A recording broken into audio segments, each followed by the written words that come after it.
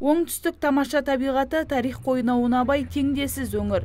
Сақ киностудиясы күнгейдің сұлу жерлерін туынды арқылы танытып, насихаттамақ. Оқиға желісі бойынша жол жөндеп жүрген экскаваторша айрықша үлгідегі қапшықты тауып алады. Ашып қараса жетіген аспабы шығады. Алайда оның жеті асығы күнгейдің әр түкпірінде жасырылады.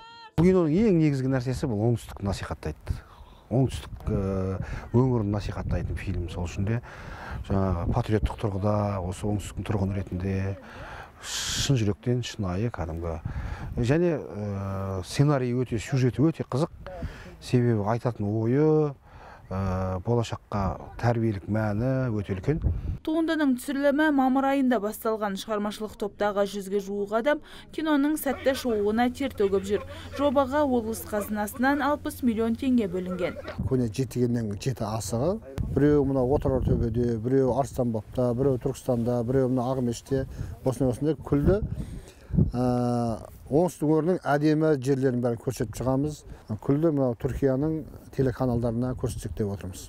Көне жетігеннің сыры екі үлгіде көрерменге жол тартады. Алғашында туынды 1,5 сағатқа ықшамдалып, желтоқсан айында кинотеатрларда көрсетіледі.